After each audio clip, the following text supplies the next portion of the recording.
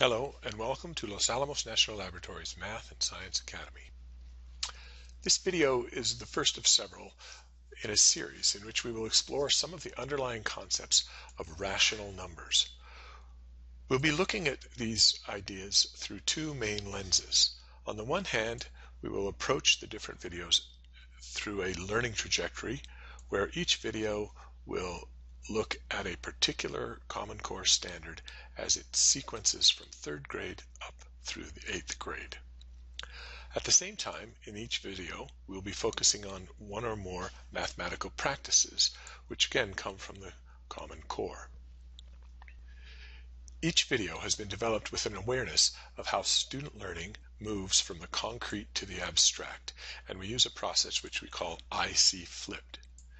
We begin by providing a concrete image of the problem and use it to introduce the underlying concepts. Then as we go along, we introduce appropriate facts and develop language to help the students talk about and write about the problem. And finally, we move to the most abstract level, which is to develop a procedure which is often heavy with symbols and can be the most efficient way to solve the problem. In this particular video, we will be looking at Common Core Standard number 3.NFA.1, which looks at fractions as a part and whole idea, and we will focus on the mathematical practices of reasoning abstractly and using structure and identifying structure and how it can help generalize ideas. Here is some more detail about the standard that we'll be looking at in this video. It's from grade 3 Common Core Standards for Mathematics under Number and Operations. And what we're trying to do in 3.NF is understand that fractions are numbers, and that's a very sophisticated concept, has lots of little subtleties.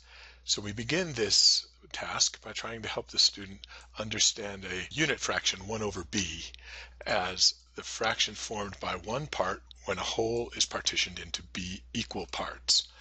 And then once we understand that, that's called a unit fraction, then we will move ahead and talk about the fraction a over b as the quantity of a of these parts that are of size 1 over b. So we're really trying to understand 1/b of something, or 1 over b as 1/b of something as a unit in this idea. The standards for mathematical practices that we'll be addressing here are reasoning abstractly and quantitatively, and also looking for and making use of structure. So we'll look for those in the rest of these slides. The learning goals that we'll discuss for the student in this particular video involve partitioning a whole into equal parts and understanding that those parts represent a unit fraction that can be thought of as a number. Then using those unit fractions to build larger fractions by adding together units to get non-unit fractions. Then we're going to look at some representations and help students understand that shaded and non-shaded parts of a whole can be represented as fractions. And finally, to look at number bonds and looking at parts of a whole as fractions using number bonds, which are a little bit more abstract representation.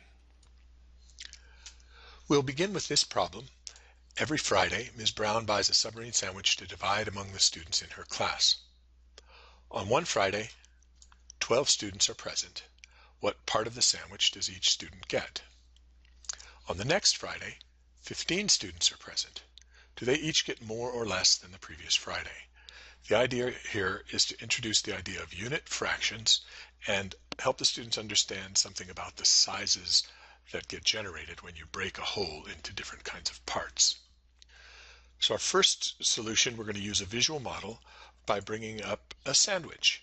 We're starting with the concrete image that will help students really understand the ideas later. This sandwich represents Friday number 1, the first Friday, and this is the whole. The whole is the whole sandwich. And what we'll do is break it into 12 parts. So we've broken into 12 equal parts by cutting it here. And the concept that we want to get across is that one of these parts can be represented with these symbols, 1/12. So this is a fact here, and it's also some language, 1/12, and we call this 1/12, which is one part when you break a whole into 12 parts. And we'll get a piece of the sandwich, and that's how much the students would get. And so the answer to the first part of the question, what part of the sandwich does each student get, is 1/12. And that's a unit. It now is its own unit. On the second Friday, we're going to break the whole up differently. This is Friday number 2. And in this case, we're going to break it into 15 parts, one for each student. And so each of these parts is called 1/15. 1 out of 15 parts when you break the whole into 15 parts. So all of this is language and some facts and some concepts using images to support it. And now what we want to do is look at this, and intuitively and also graphically we can tell that 1/15 is smaller than 1/12. Because when you break a whole into more parts, you get smaller individual parts. And that's the two takeaways for this slide are that when you break a given size whole into equal sized parts, you get what are called unit fractions. This 1/12 and this 1/15 are called unit fractions, which we really can think of as new units, a new set of units. And when we break the whole into more parts, we get smaller units. The more parts we break it into, the smaller units we get. Our next problem is a variation on the previous one. Mrs. Brown cut a 6-meter rope into 3 equal-sized pieces to make jump ropes. Mr. Ware cut a 5-meter rope into 3 equal-sized pieces to make jump ropes for his class. Which class has the longer jump ropes? So again, we're looking at unit fractions and trying to understand their relative sizes.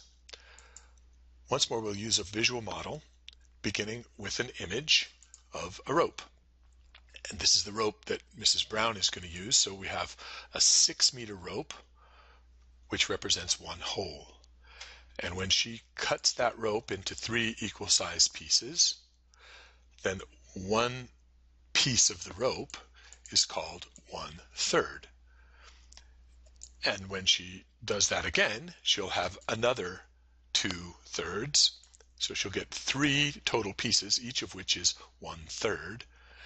And students can see that this 1/3 plus 1/3 plus 1/3, that same distance is equal to the whole, although we're going to get to that in more detail later.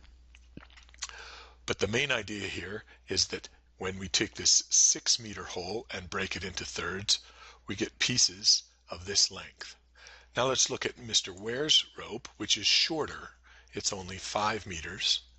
And when we break his into 3 parts, we still get thirds. And this is what can be confusing, because these parts, these thirds, look as if they're identical. But in fact, this is a third of 6, and this is a third of 5. And so students can get the idea that a fraction is in relation to some whole. You can think of it in relation to some whole. And in a number line, that whole is considered just to be the number 1. So when we say 1/3 of something, and we don't specify what that thing is, then we're generally talking about 1/3 of 1. But if that thing that we're taking a third of is something concrete, then a third of this rope is a third of 6 meters of something, or a third of 12 bananas is different than a third of 24 bananas. So it's important to help the students understand that this, while it's a number, it can be also representing different amounts of things. And that can be very confusing. We'll see more about this. But the point here is that when we take a third of something small, we will get something smaller than if we take a third of something larger. And just sit with that a moment, and it makes intuitive sense. If you cut a big thing into 3 parts, you'll get more than if you cut a smaller thing into also 3 parts. So this is just a variation on what we talked about in the previous slide.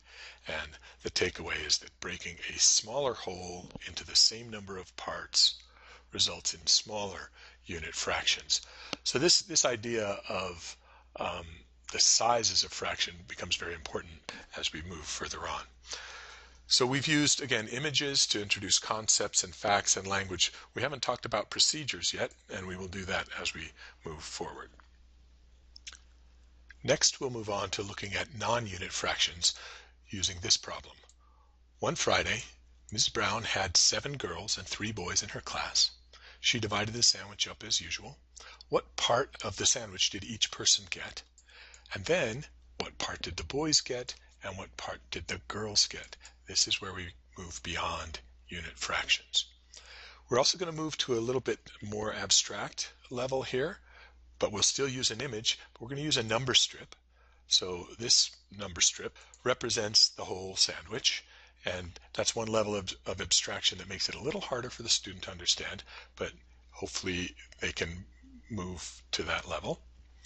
And since she has 7 girls and 3 boys, the first thing the students need to understand is that if each student is going to get some sandwich and the same amount, then there are 10 total students, and Ms. Brown needs to break the sandwich into 10 parts. And so each of those parts is 1/10, and therefore each student gets 1/10 of the whole sandwich. This isn't a huge leap conceptually from the previous slide, but we're making it a little bit more abstract and a little bit harder to understand perhaps the symbol in relation to what we had before. And now what we're going to do is look at the second part of the question. What part did the boys get? So here's the sandwich again, and again we broke it into 10 parts. Well, the first boy gets 1 out of the 10. Boy number 1 gets 1/10, and boy number 2 gets 1/10 as well. And boy number 3 will also get 1/10. And you've used up in the process 3 of these parts. The parts each are 1/10, so you've used up 3/10. Again, if you think of the language and you think of a tenth as a unit, we have 3/10, not 3 wholes, not 3 bananas. We have 3/10, and tenths are the tenths of the sandwich in this context. So the boys are going to have 3/10 of the sandwich, and this is the notation now that we need to help students understand.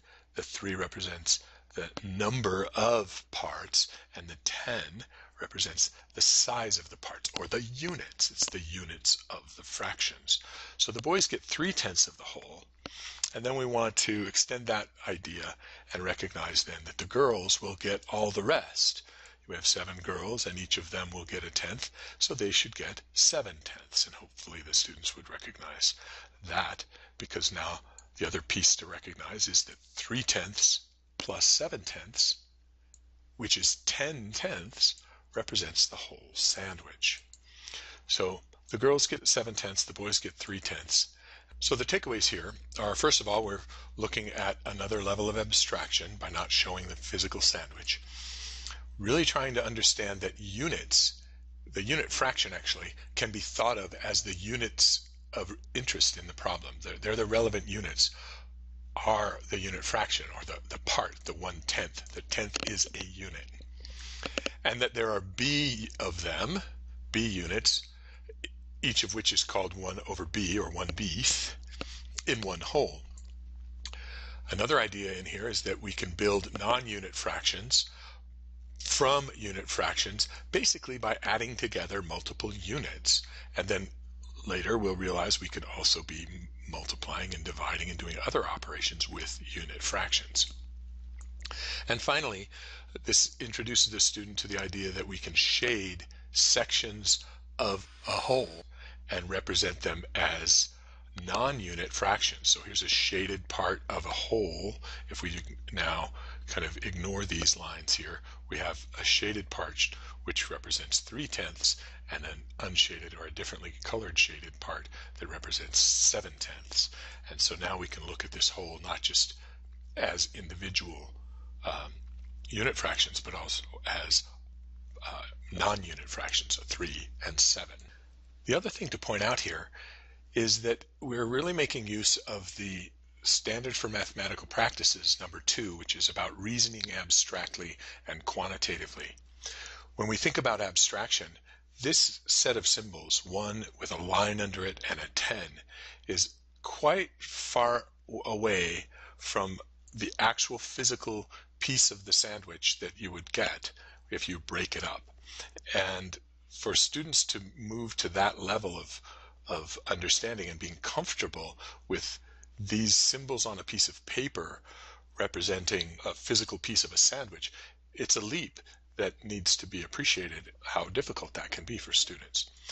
And then we're looking at some reasoning within this abstraction, because we look at this 1/10 and this 1/10 and this 1/10, which are just these ideas, and then when we add them together we get 3. Does that make sense? Is that reasonable? And it is, given their understanding of addition in general. If we just take 1 plus 1 plus 1 of anything, we'll get 3 of those things.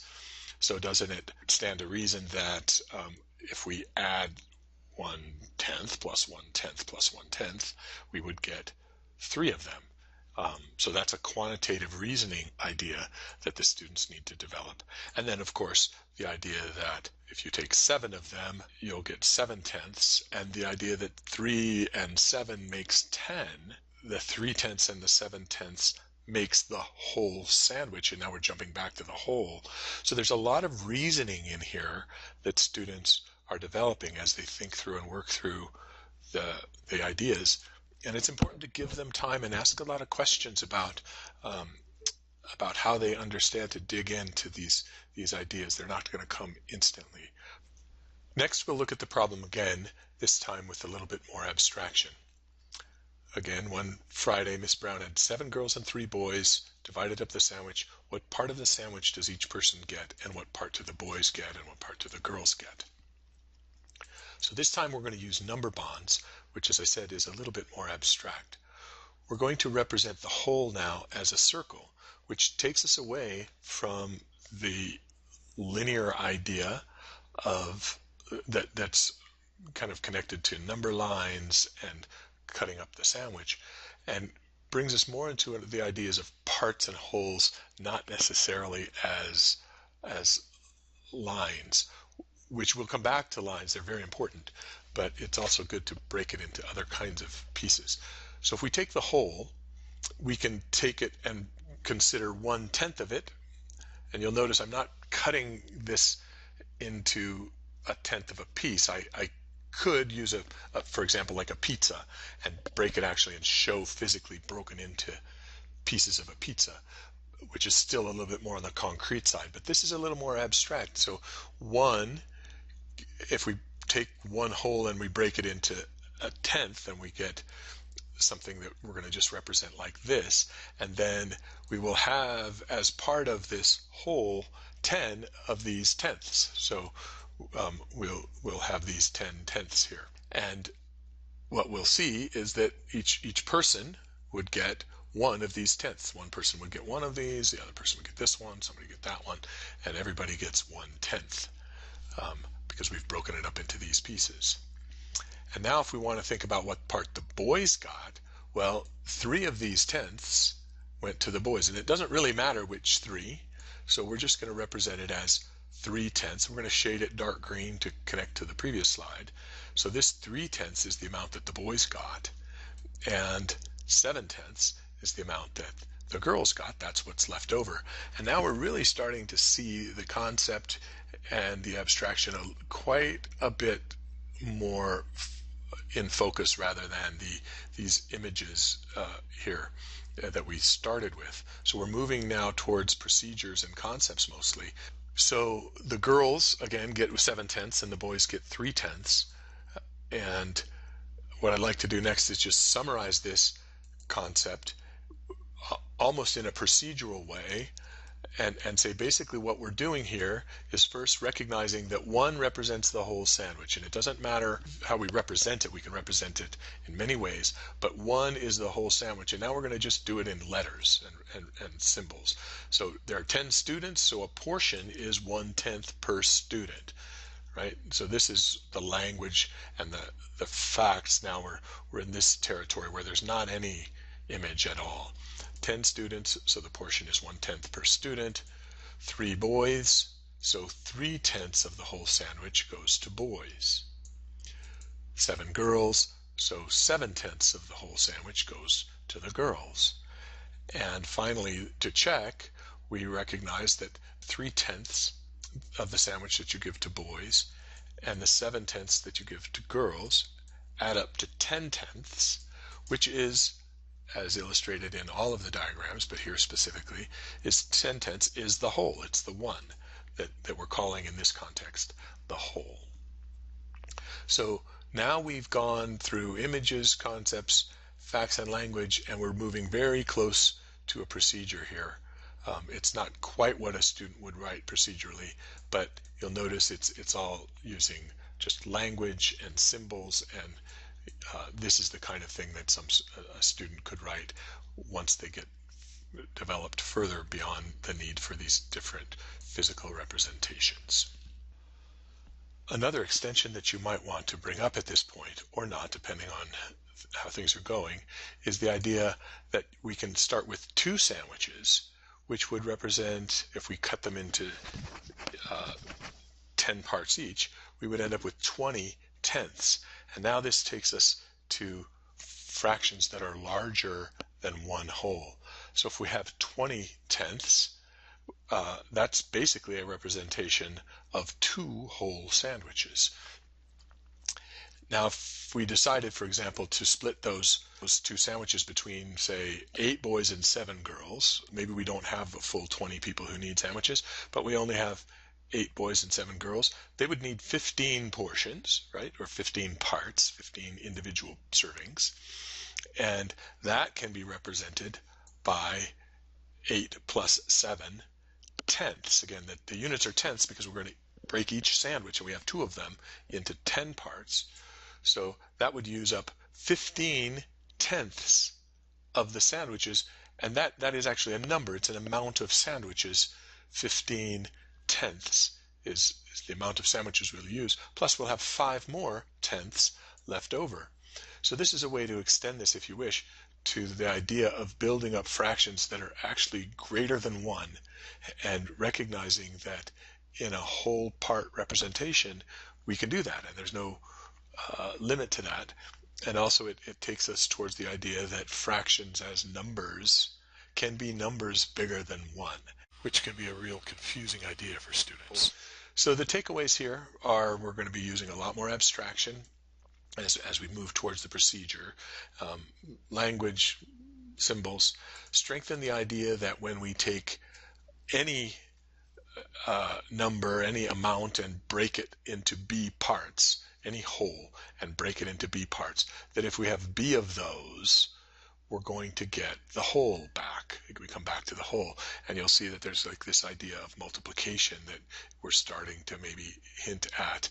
We can say B times. We have this many times of sandwiches. We have the sandwich 10 times. And that moves us towards the idea of multiplication, and in fact eventually we'll get to division and other operations using fractions. And then, as I said, you can extend the fractions out to numbers that are larger than 1 at this point as well. One of the things that students have done at this point is to really start to make use of structure that's underlying these numerical ideas, which is our mathematical practice number 7.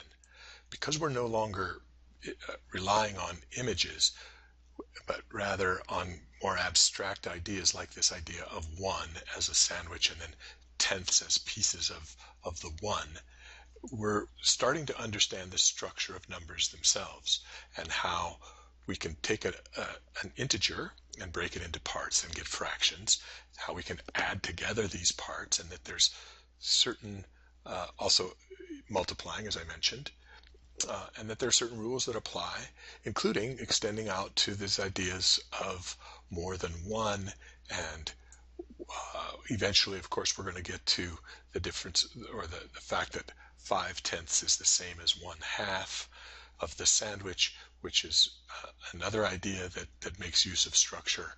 So starting to really see the fractions are inherent in the structure of the integers really helps the student move beyond numbers themselves as counting objects and thinking of them as more sophisticated ideas that can involve that can represent measurements and parts of things and ratios and rates and all these other ways that we use numbers in the world.